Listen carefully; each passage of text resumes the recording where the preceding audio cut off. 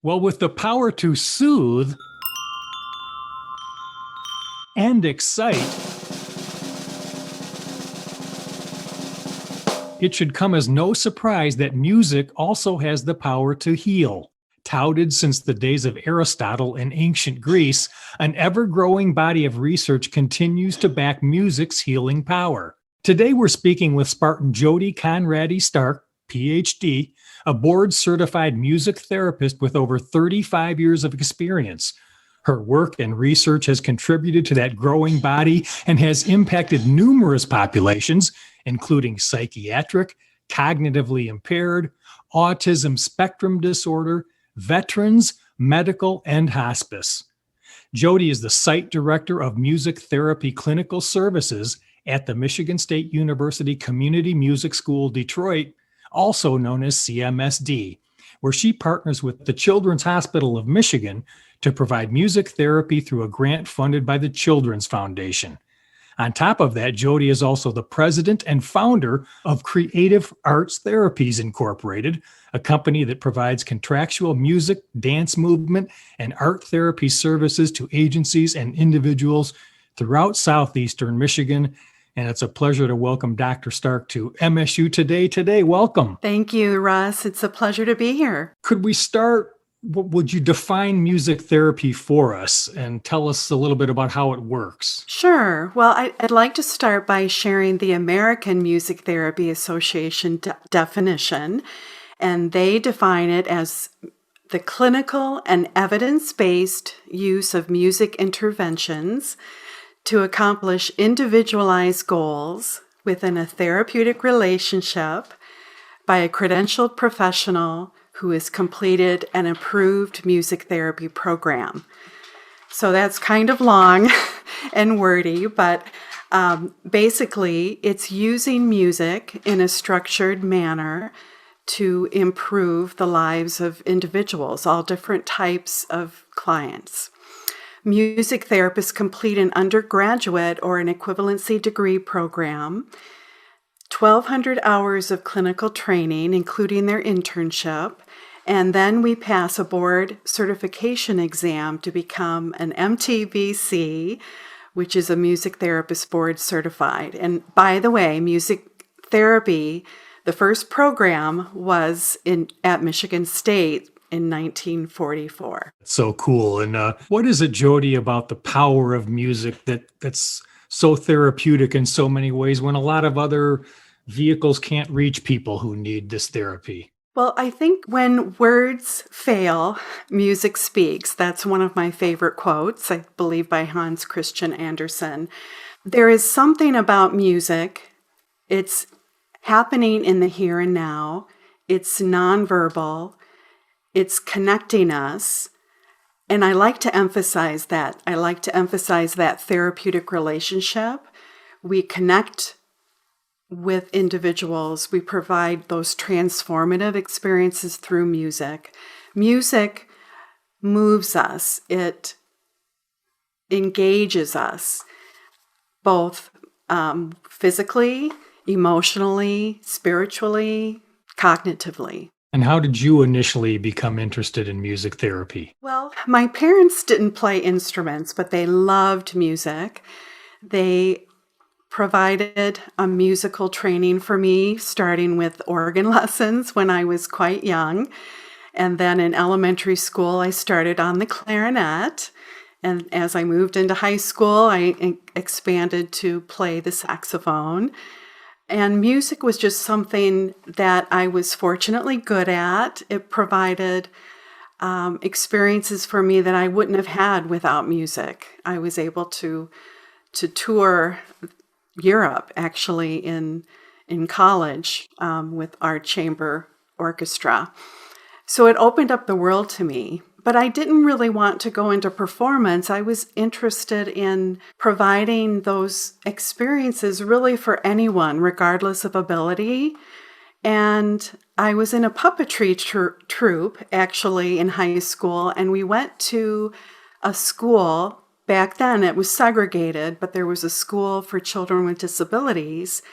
And something clicked. I wanted to provide what I felt like I had access to people regardless of their ability. And Dr. Stark, we talked at the beginning in the open about you've done this for over 35 years. How has music therapy evolved, or are a lot of the principles still the same, or maybe a little of both? Well, actually, one area that it's evolved in is the medical arena.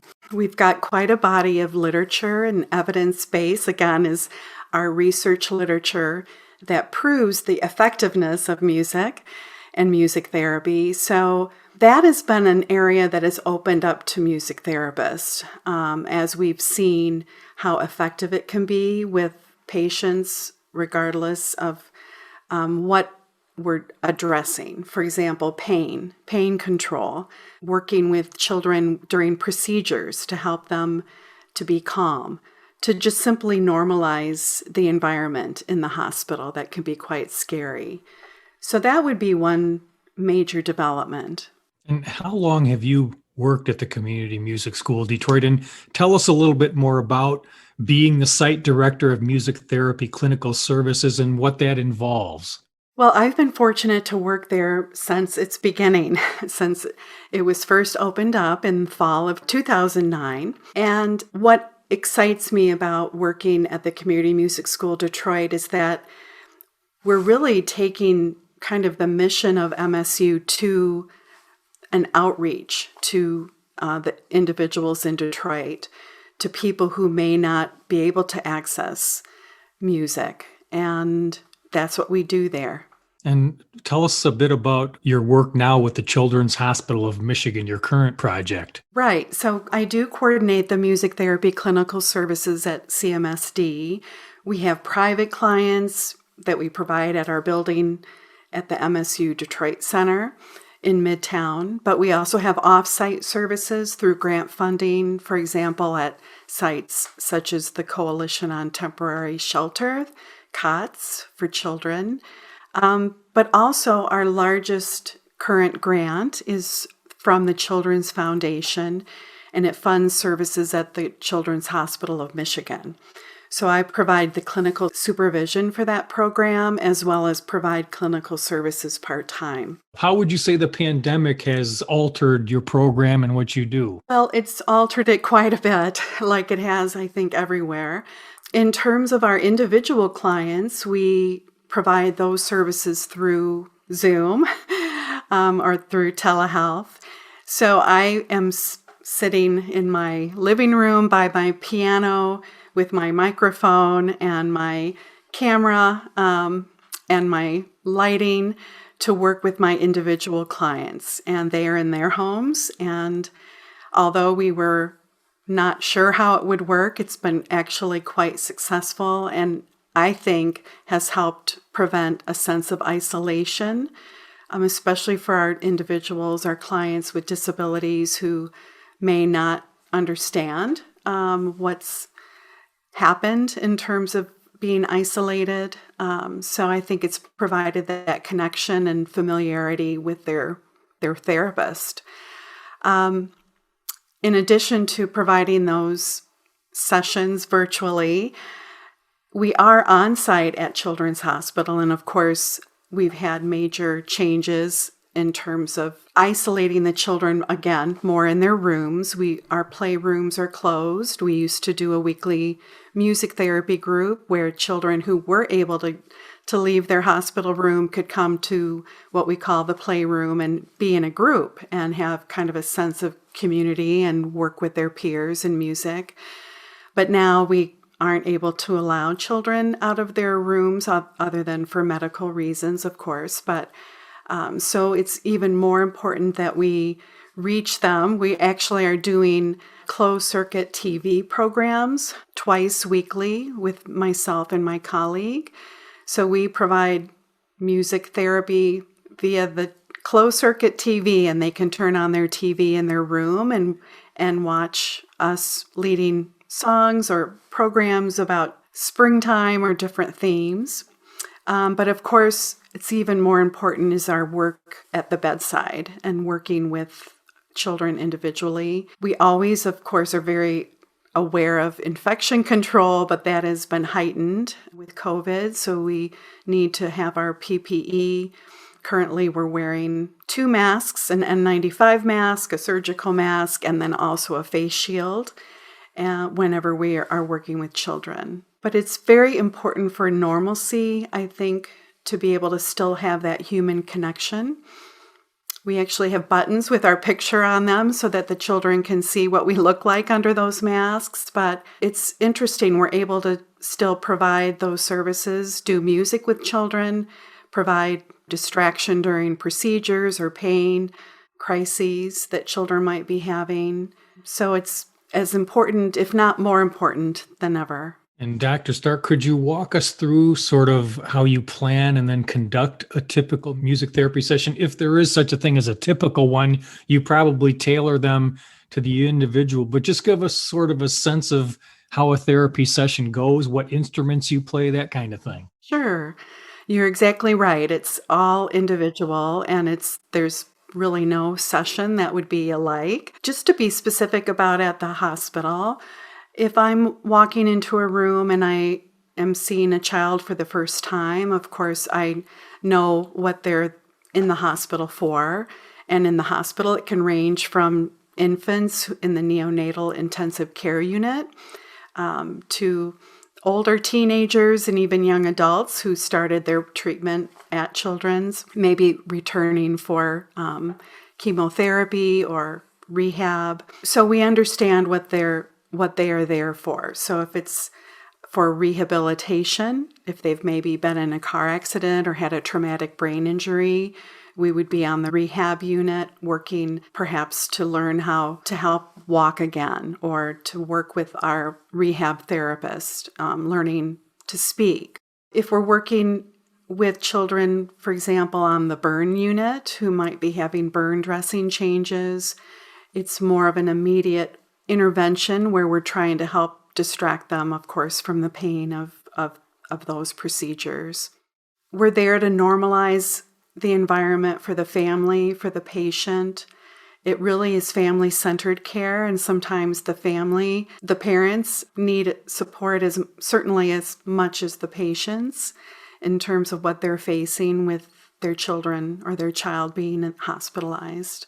So if I'm walking into the room and I have a sense of what I will be facing, I first and foremost want to introduce music therapy services, introduce myself. I want to give them a sense that I'm not there to do a procedure. I'm there to provide something that maybe is more normal in their environment or in their lives, whether they play an instrument or whether they just enjoy music, love music, listening to it, and most adolescents and children do, of course. And I talk to them about what we can do. So things we can do in music therapy include playing instruments, singing songs.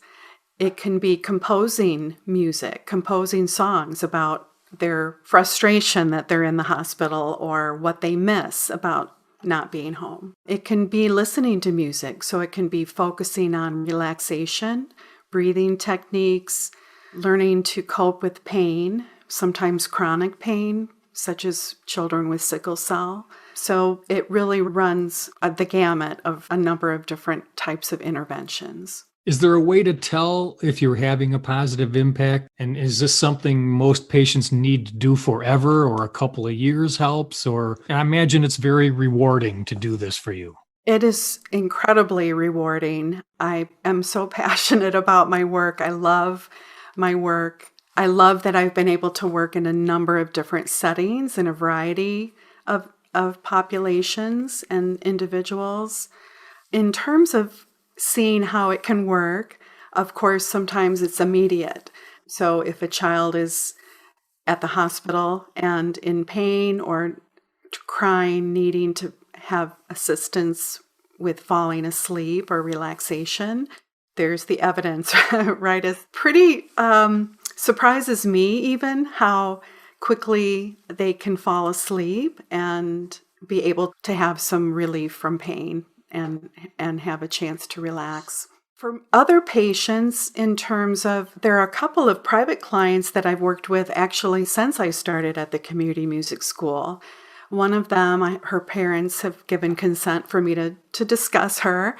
Her name is Julia. She's sight impaired and multiply impaired in terms of a variety of disabilities. She's nonverbal, but she's incredibly musical. I have had incredible experiences with her musically in terms of her singing harmonies, counter melodies, rhythmic. She's just an incredible musician, even though she is not verbal. She's really not a verbal individual that uses expressive speech. A lot of what I work with her on is just even saying hello and saying yes if she's ready for music. She often comes into the music therapy room in her wheelchair, very shy, very quiet, and I get her out of her wheelchair, put her in a chair, start the music, and it's like the sun comes out. She sings, she harmonizes, she plays the drums, she shakes the shakers. It's just incredible to see the transformation. And so for her, this could be a lifelong therapy.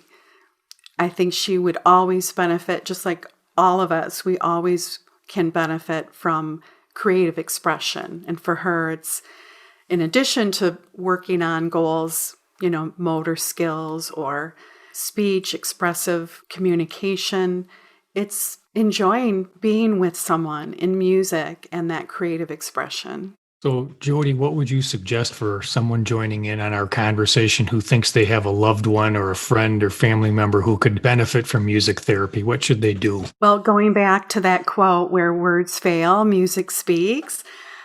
I think if they feel that they could benefit from an experience that would be transformative, certainly goal-directed, whether it's to reduce stress, perhaps their loved one is elderly and is experiencing dementia.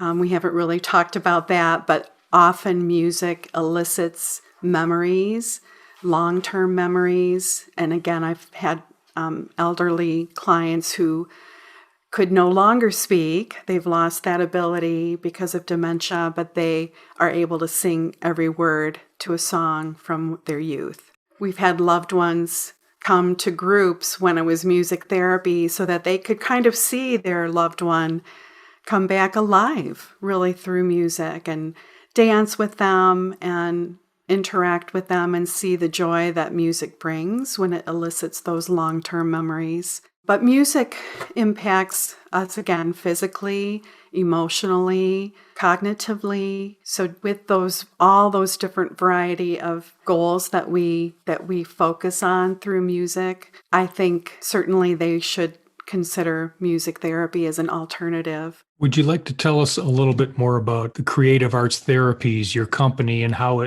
you involve that in your work with MSU? So Creative Arts Therapies Incorporated is a company I started back in 1991, so a bit before I was able to be involved with Community Music School Detroit. And we have dance movement therapy, art therapy, and music therapy. And we contract throughout Southeast Michigan. And again, we work with those variety of populations, from senior facilities to working with children at schools, psychiatric hospitals. So really a wide variety of clientele. Well, Dr. Jody Stark, it's been great learning more about music therapy, particularly at the Community Music School of Detroit and all this great, rewarding work you do. What else would you like to leave us with about music therapy and the music therapy clinical services at CMSD? Well, we would love for anyone who's interested in music therapy, to contact us at cms.msu.edu, or certainly you can Google Community Music School Detroit and you'll find us there. Also, just our deep appreciation to this Children's Foundation and the CEO and president, Larry Burns, for the funding of the music therapy program at the Children's Hospital of Michigan. We wouldn't be existing without the Children's Foundation, and we've met so many wonderful families and patients and been able to provide services to them that would otherwise not be able to be provided. Well, Dr. Stark, thank you so much for telling about this important work you're doing in Spartansville. Go green. Go white. That's Dr. Jody Conradi Stark. She is the site director of Music Therapy Clinical Services at the Michigan State University Community Music School, Detroit. Again, cms.msu.edu. And I'm Russ White. This is MSU Today.